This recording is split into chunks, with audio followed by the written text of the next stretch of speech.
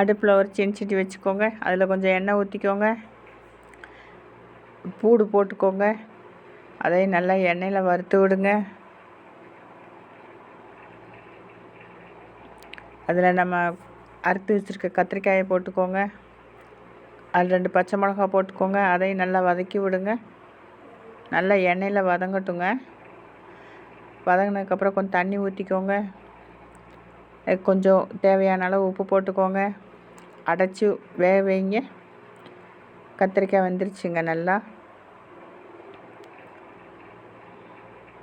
நல்லா வெந்துருச்சு.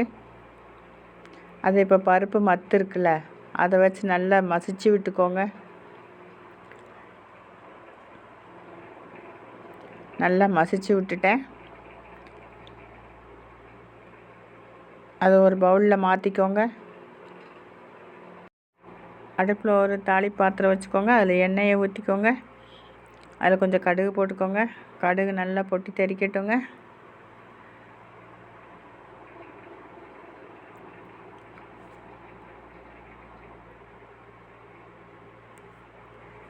அதை இதில் ஊற்றி விட்ருங்க.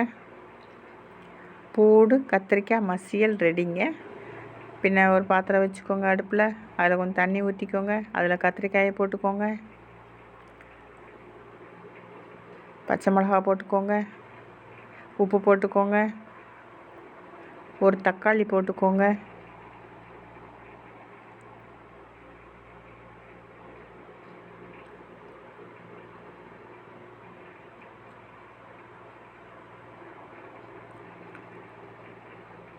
அடைச்சி வேக வைங்க. நல்லா வேகட்டும். நல்லா வெந்துருச்சுங்க. கத்திரிக்காய் உடஞ்சி குழஞ்சி வந்துருச்சுங்க. அது இப்போ நல்லா பருப்பு மத்து வச்சுருக்கோம்ல, அந்த மத்தை வச்சு நல்லா மசிச்சு விட்டுக்கோங்க.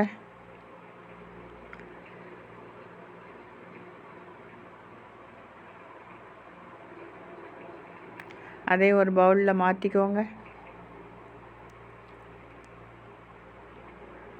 பின்ன அடுப்பில் ஒரு தாளிப்பு பாத்திரம் வச்சுக்கோங்க. அதில் கொஞ்சம் எண்ணெய் ஊற்றிக்கோங்க. கொஞ்சம் கடுகு போட்டுக்கோங்க.